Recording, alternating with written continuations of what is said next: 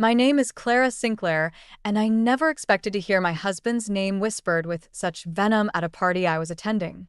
But there I was, standing on the patio of Gregory's lavish mansion, when Vivian's voice sliced through the evening air like a poisoned blade. Elliot will always come back to me. Clara's just a placeholder. I froze, my champagne flute halfway to my lips. The cool night breeze suddenly felt icy against my skin as I strained to hear more. "Oh, come on, Vivian," a man's voice replied, thick with skepticism. "They've been married for 3 years now. I think it's time to let it go." Vivian's laugh was sharp and brittle. "You clearly don't know Elliot like I do. He's just playing house with Little Miss Accountant. When he's ready for the real thing, he'll be back." I'd had enough. Squaring my shoulders, I stepped around the corner, coming face to face with Vivian and her companion. "Is that so?" I said, my voice steady despite the anger bubbling in my chest. Vivian's perfect features arranged themselves into a mask of surprise. "Clara, I didn't see you there. We were just catching up on old times." "I'm sure you were," I replied coolly. "Tell me, Vivian, do you often discuss your ex-boyfriend's marriages at parties? Or am I just special?" The man beside her, I recognized him as one of Gregory's business associates, looked uncomfortable. "I think I hear someone calling me," he muttered, beating a hasty retreat. Vivian's smile never wavered, but her eyes hardened. "Oh, Clara, you're so sensitive. I was just reminiscing about the good old days. Surely you're not threatened by a few harmless memories." Before I could respond, I felt a warm hand on my lower back. "There you are, sweetheart," Elliot said, pressing a kiss to my cheek. "I've been looking everywhere for you." His eyes flickered to Vivian, and I saw a flash of something surprise, discomfort, cross his face. "Vivian," he said, his tone carefully neutral. "I didn't know you'd be here tonight." "Elliot," Vivian's voice dripped with honey. "What a lovely surprise. I was just telling Clara here about some of our adventures back in college. Remember that weekend in Cabo?" I felt Elliot stiffen beside me. "That was a long time ago, Viv," he said firmly. "Ancient history." "Of course," Vivian purred. "But you know what they say, history has a way of repeating itself." I'd had enough. "Well, it's been delightful catching up," I said, my voice dripping with sarcasm. "But I'm afraid we have other guests to greet. Enjoy the party, Vivian." As we walked away, I could feel Vivian's eyes boring into my back. Elliot squeezed my hand. "You okay?" he murmured. I nodded, forcing a smile. Of course. Why wouldn't I be? But as we made our way through the crowded party, exchanging pleasantries with acquaintances and business associates, I couldn't shake the unease that had settled in my stomach. Vivian's words echoed in my mind, along with the memory of Elliot's reaction. It was subtle, but I knew my husband. There had been a moment, just a flicker, of something more than simple discomfort at seeing an ex. As the night wore on, I found myself watching Elliot more closely. The way he laughed a little too loudly at Gregory's jokes. The extra glass of scotch he knocked back when he thought I wasn't looking. And then, just as we were preparing to leave, I saw it, a quick, furtive glance across the room to where Vivian stood, holding court with a group of admirers. It was nothing, I told myself. A coincidence. Paranoia brought on by too much champagne and Vivian's poisonous words. But as we drove home in silence, the city lights blurring past the window, I couldn't shake the feeling that something had shifted. That this party, this chance encounter, was the beginning of something I wasn't prepared for. Little did I know just how right I was. The weeks following Gregory's party were a blur of social engagements and business dinners. Everywhere we turned, Vivian seemed to materialize, her presence a constant reminder of that night on the patio. I tried to shake off my unease, but it clung to me like a second skin. "Clara, darling." Vivian's voice rang out across the crowded restaurant. Elliot and I were having dinner with some of his business associates when she sauntered over, all smiles and sparkling eyes. What a delightful coincidence. I doubted it was a coincidence at all. "Vivian," I replied, forcing a smile. "How unexpected." Elliot shifted uncomfortably beside me.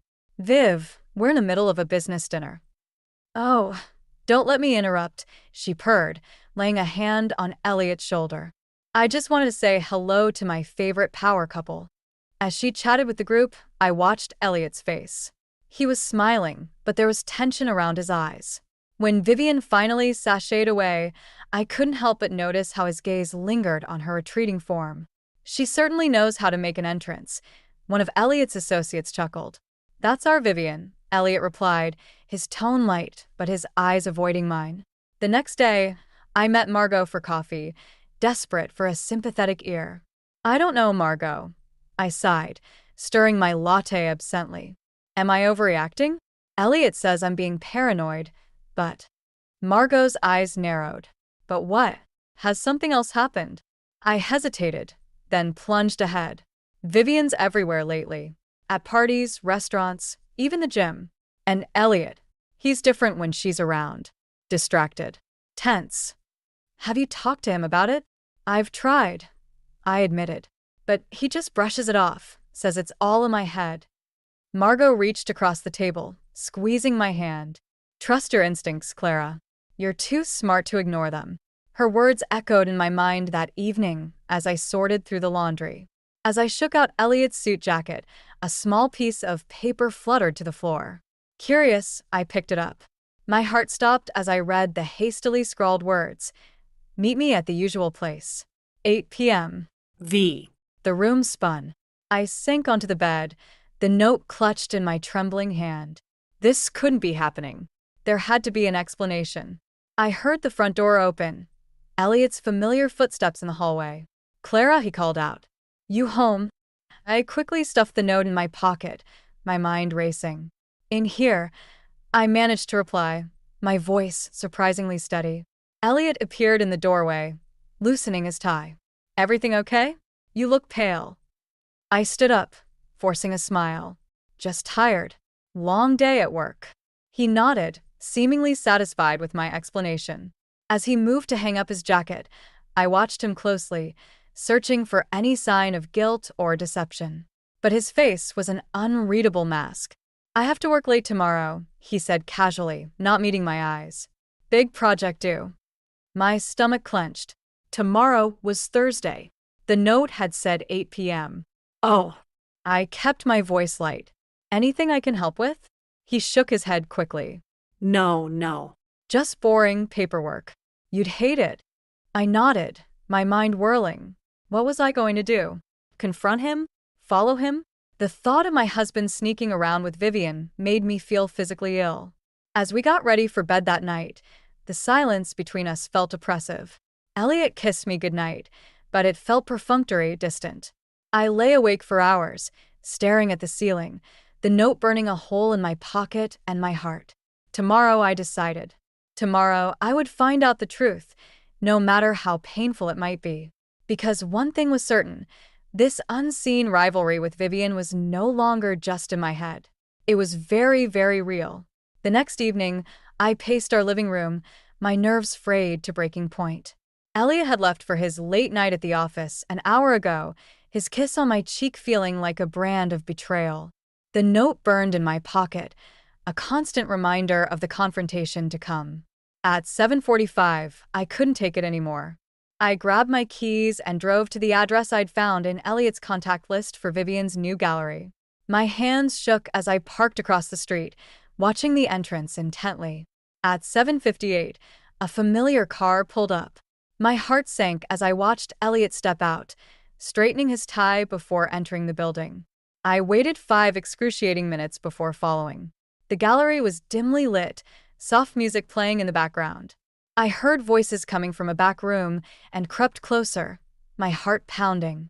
Elliot, darling, I'm so glad you could make it. Vivian's sultry voice drifted out. Vivian, we need to talk about this. It can't go on, Elliot replied, his tone strained. I couldn't take it anymore. I burst into the room, my voice trembling with anger and hurt. What exactly can't go on, Elliot? They both whirled to face me, shock evident on their faces. Elliot paled. Clara, what are you doing here? I could ask you the same thing, I spat. Funny place for a business meeting, don't you think? Vivian recovered first, a smirk playing on her lips. Oh, Clara, how embarrassing for you. Did you really follow your husband here like some jealous schoolgirl? I ignored her, focusing on Elliot. I found your note. Meet me at the usual place. How long has this been going on? Elliot's face crumpled. Clara, it's not what you think. I can explain dash. Then explain. I shouted, tears threatening to spill. Explain why you've been lying to me, sneaking around with her. It's business, Clara, he pleaded.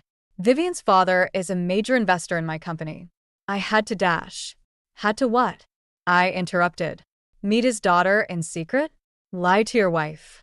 Vivian laughed, the sound grating on my nerves. Oh, honey, you really don't understand how the business world works, do you? Sometimes, to seal a deal, you need a personal touch. I saw red.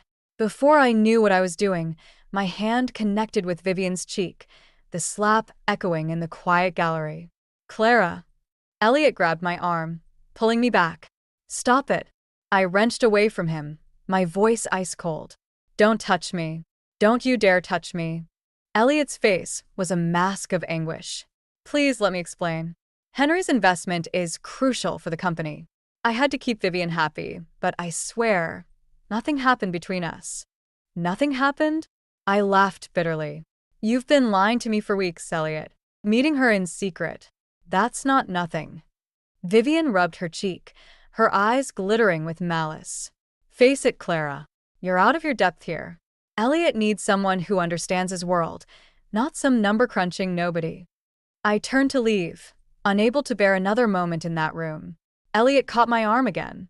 Clara, wait. Please. I love you. This was all just business, I swear. I looked into his eyes, searching for the man I'd fallen in love with. But all I saw was a stranger. If this is your idea of business, Elliot, then I want no part of it. Or you. As I stormed out of the gallery, I heard Vivian's mocking laughter behind me. I told you she couldn't handle it, Elliot. Now, where were we? I drove home in a daze, my mind reeling. When I arrived, I noticed a sleek black car parked outside our house. A distinguished-looking older man stepped out as I approached. Mrs. Sinclair, he asked, his voice grave. I'm Henry Blackwood, Vivian's father. I think we need to talk. I stared at him, suddenly realizing that this night was far from over. The family divide had only just begun. The days following my confrontation with Elliot and Vivian were a blur of sleepless nights and tense silences. Elliot had come home that night, full of apologies and explanations, but I couldn't bring myself to listen. The conversation with Henry Blackwood still echoed in my mind, his warnings about his daughter's manipulative nature only adding to my confusion and hurt. I threw myself into work, desperate for a distraction. It was during a lunch break, scrolling mindlessly through my phone, that I first noticed something was off. A photo of Elliot at a charity gala popped up on my feed, but it wasn't the image that caught my attention. It was the caption. Elliot Sinclair looking dashing as always. Some men just can't be tied down, can they? Hashtag single and ready to mingle. My stomach churned as I realized the post was from Vivian's account. I scrolled further, finding more photos, more suggestive captions. Elliot at business dinners, Elliot at the gym, Elliot leaving his office late at night.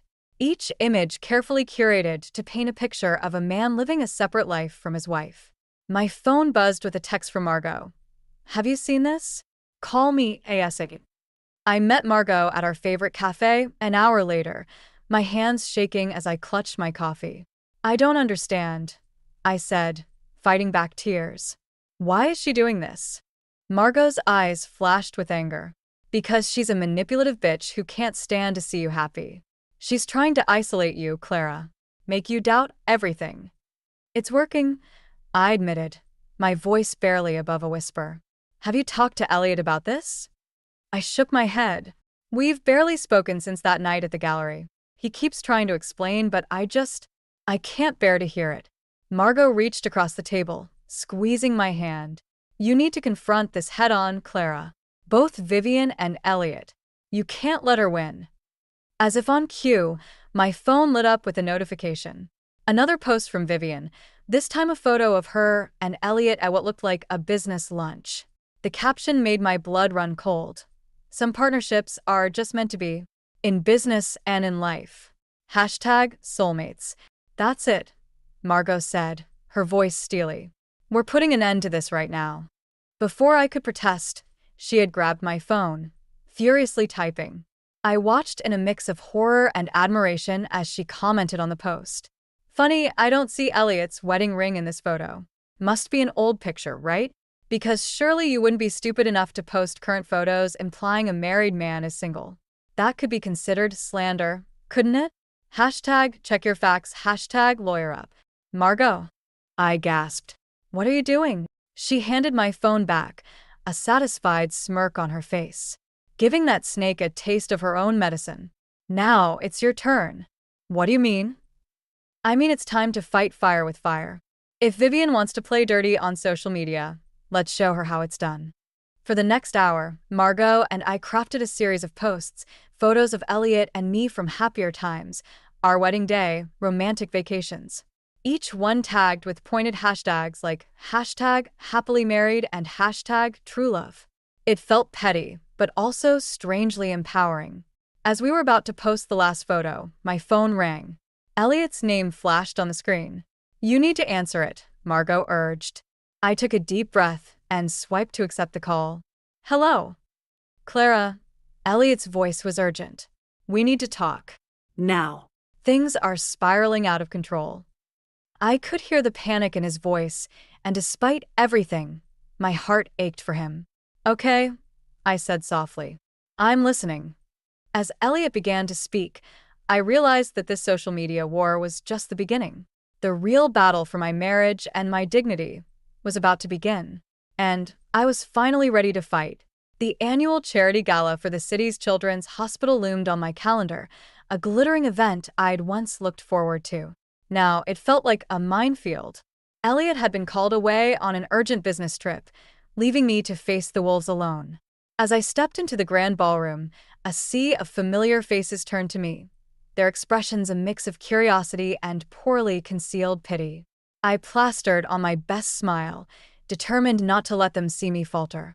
Champagne flute in hand, I navigated the crowd, exchanging pleasantries and deflecting not-so-subtle inquiries about Elliot's absence. Clara, darling. A booming voice cut through the chatter. I turned to see Henry Blackwood approaching, his silver hair gleaming under the chandeliers. You look absolutely radiant tonight, Mr. Blackwood. I greeted him, surprised by the warmth in his voice. It's good to see you. He waved a hand dismissively. Please call me Henry. I was hoping we might have a chat. There are some business matters I'd like to discuss.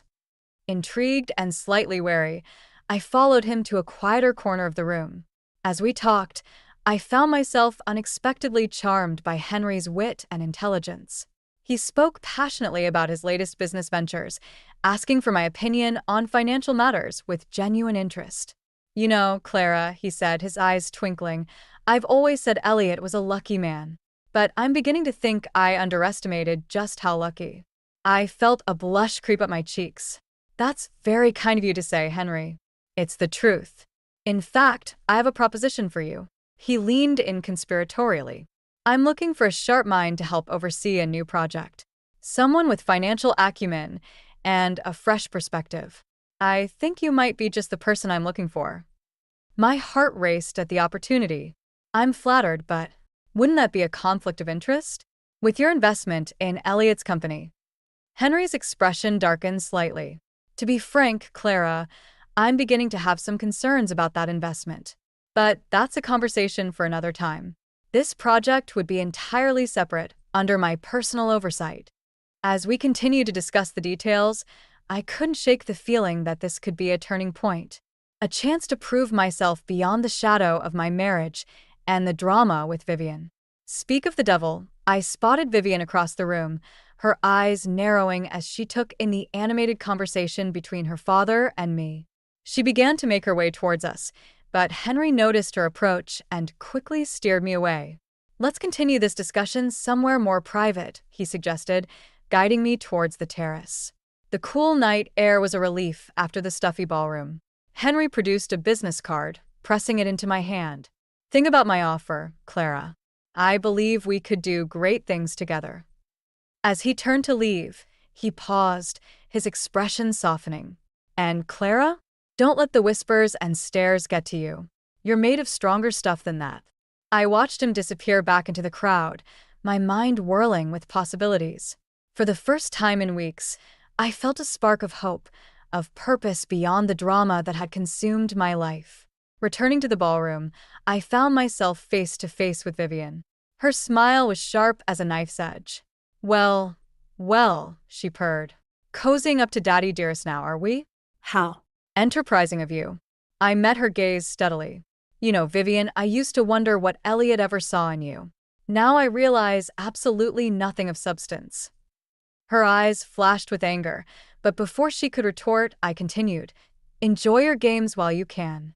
Because I'm done playing. As I walked away, head held high, I could feel the weight of eyes on me. But this time, instead of shrinking under their scrutiny, I felt empowered. Henry's offer was more than just a business opportunity. It was a chance to reclaim my narrative, to show the world and myself what I was truly capable of. The game was changing, and for once, I felt like I might just have the winning hand. The weeks following Henry's job offer flew by in a whirlwind of activity. I threw myself into my new role, relishing the challenge and the distraction it provided from my crumbling personal life. Elliot and I were barely speaking, our conversations reduced to terse exchanges about household logistics. As I delved deeper into Henry's business dealings, a disturbing pattern began to emerge. Contracts that should have been slam dunks for Elliot's company were mysteriously falling through. Deals were being sabotaged at the 11th hour, always with a competing bid swooping in to save the day. It wasn't until I stumbled across an email chain buried deep in the company archives that the pieces finally clicked into place. My hands shook as I read the damning evidence. Vivian had been using her father's connections to undermine Elliot's business, all while playing the devoted friend and confidant. I printed out the emails, my mind racing. Should I confront Vivian? Go straight to Henry? As I debated my next move, my phone buzzed with a text from Elliot. We need to talk. Dinner tonight. My heart clenched. Despite everything, I still loved him. Okay, I replied. 8 p.m. at home. The hours crawled by. When Elliot finally walked through the door, the tension between us was palpable. He looked haggard, his usual confident demeanor replaced by something more vulnerable. Clara, he began, his voice hoarse. I owe you an explanation. About Vivian, about everything. I held up a hand, silencing him. Before you say anything, there's something you need to see. I handed him the stack of emails, watching his face as he read. His expression morphed from confusion to shock to anger. This can't be real, he muttered. Vivian wouldn't. She couldn't. She did, I said softly. And she's been playing us both for fools. Elliot sank onto the couch, his head in his hands. I've been such an idiot. Clara, I swear, nothing happened between Vivian and me. She kept insisting on these meetings, saying they were crucial for maintaining her father's investment. I thought I was protecting our future, but I was just playing right into her hands. I sat beside him, close but not touching. Why didn't you tell me? He looked up, his eyes filled with remorse. I thought I could handle it. I didn't want to worry you. God, Clara, I've made such a mess of things. For the first time in months, I felt the wall between us start to crumble. We both have, I admitted. But this changes everything. Elliot nodded, a spark of his old determination returning. We need to confront her. Show Henry what his daughter's been up to. It's not that simple, I cautioned. Henry's offered me a position in his company. If we're not careful, this could blow up in our faces. Elliot's eyes widened. You've been working for Henry? Clara, that's brilliant. We can use this to our advantage. As we talked late into the night, formulating a plan, I felt a glimmer of hope. The road ahead wouldn't be easy, but for the first time in months, Elliot and I were on the same side. The next morning, I called Henry's office. I need to schedule an urgent meeting, I told his secretary. It's about Vivian. An hour later, I sat across from Henry in his opulent office, the incriminating emails spread out between us. His face grew increasingly grim as I laid out the evidence of his daughter's betrayal. I had no idea, he said finally, his voice heavy with disappointment. Clara, I can't thank you enough for bringing this to my attention. But I have to ask, what do you want in return for this information? I met his gaze steadily. Justice, Henry. For Elliot, for your company, and for myself. Vivian needs to be held accountable. Henry nodded slowly. You're right, of course. But tread carefully, Clara. Vivian won't go down without a fight. As I left his office, my phone buzzed with a text from Elliot. Vivian just called. She wants to meet tonight to discuss the future of our partnership. What should I do? I took a deep breath, steeling myself for the confrontation to come. Tell her yes, I replied. It's time to end this once and for all. The annual Blackwood Industries Gala was in full swing, the ballroom a glittering sea of designer gowns and tailored suits. I stood at the edge of the crowd, my heart pounding beneath my sleek black dress. Elliot was by my side, his hand resting protectively on the small of my back. Are you sure about this? He murmured, his eyes scanning the room for Vivian. I nodded, steeling myself. It's now or never. As if on cue, Vivian appeared, resplendent in a crimson gown that clung to her curves. Her eyes narrowed as she spotted us, but her lips curved into a practiced smile as she sauntered over. Elliot, darling, she purred, pointedly ignoring me. I was beginning to think you'd stood me up. Elliot's grip on my waist tightened. Vivian, we need to talk. Privately. She arched an eyebrow, her gaze flicking dismissively to me. Of course. Shall we use Daddy's office? As we followed her through the crowd, I caught Henry's eye across the room.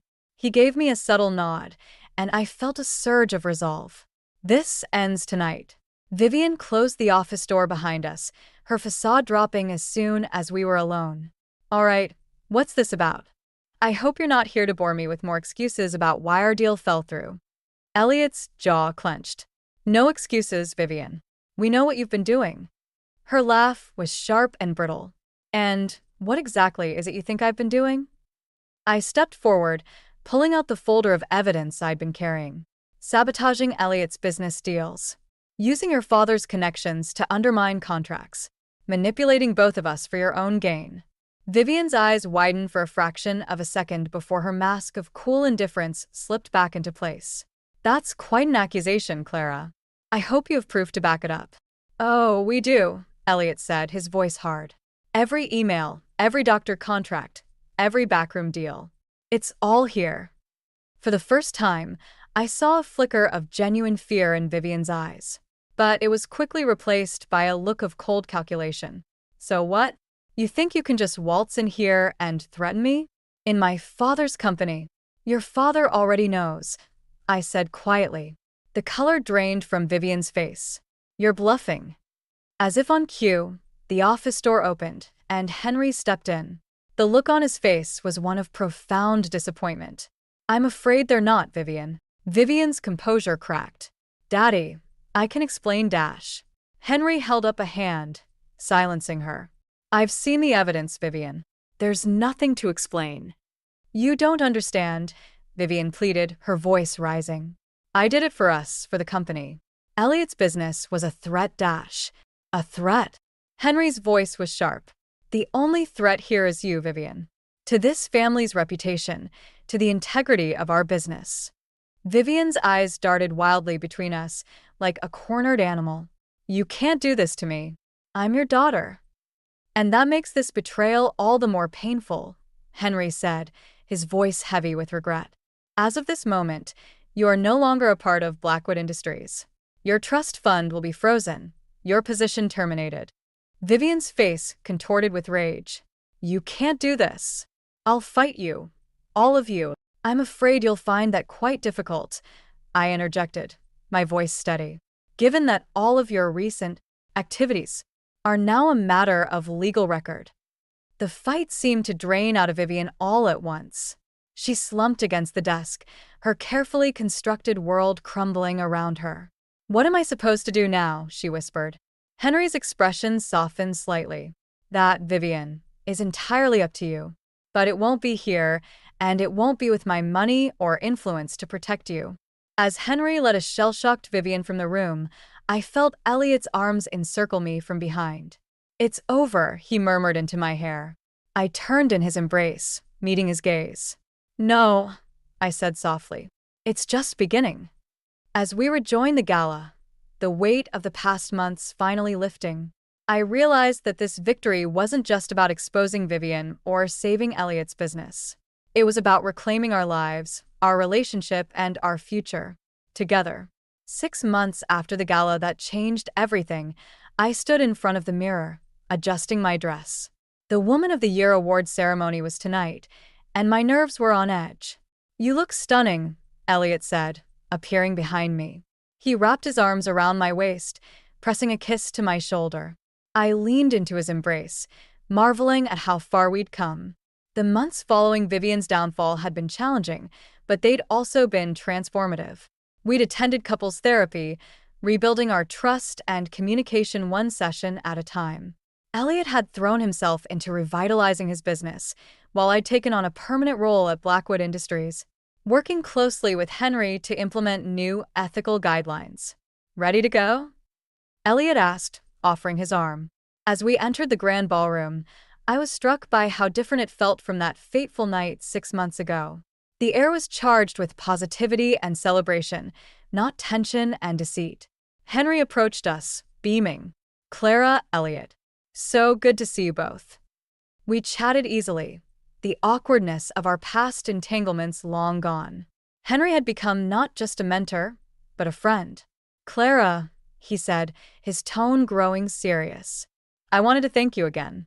What you did, it wasn't just about exposing Vivian. It was a wake-up call for me, for the whole company. We're better for it." I squeezed his arm. "Thank you, Henry. That means more than you know." As the ceremony began, I felt Elliot's hand slip into mine. The presenter took the stage, her voice ringing out clear and strong. "This year's Woman of the Year award goes to someone who exemplifies integrity, resilience, and leadership.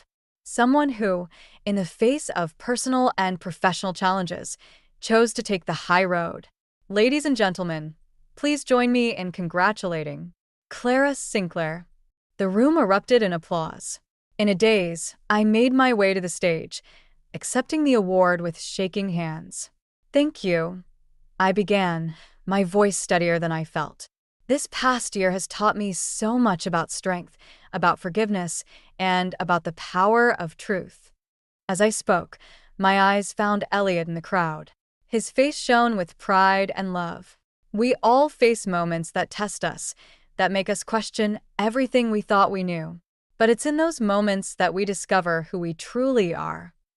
I thought of Vivian, last I'd heard working at a small nonprofit, slowly rebuilding her life away from the glitz and manipulation of her past. This award isn't just for me. It's for everyone who's ever had to fight for what's right, even when it's hard. It's for those who choose love and honesty over ego and deceit. As I concluded my speech to thunderous applause, I felt a sense of closure wash over me. The drama, the pain, the uncertainty, it was all behind us now. Later that night, Elliot and I stood on our balcony, the city lights twinkling below. I leaned against him, the award sitting on the table beside us. "I'm so proud of you," he murmured, his arms tightening around me. "I'm proud of us," I replied. We could have let all of this tear us apart. Instead, it made us stronger. Elliot turned me to face him, his eyes serious. "Clara, I know we've been through hell and back, but I want you to know, I've never been more certain of anything in my life. You're not just my wife, you're my partner, my best friend, my rock." Tears pricked my eyes as he continued. "I fall in love with you more every day. And I promise, from this day forward, no more secrets, no more doubts. Just us, facing whatever comes next together." As we sealed his words with a kiss, I felt a profound sense of peace. The road ahead wouldn't always be easy, but we'd weathered the storm. We'd emerged not just intact, but stronger, wiser, and more in love than ever. The drama with Vivian, the betrayals and doubts, they were chapters in our story, but they didn't define us. What defined us was this moment, and all the moments to come. A future built on trust, respect, and an unshakable bond. As we turned to go inside, hand in hand, I knew that whatever challenges lay ahead, we'd face them together. And that was the greatest victory of all.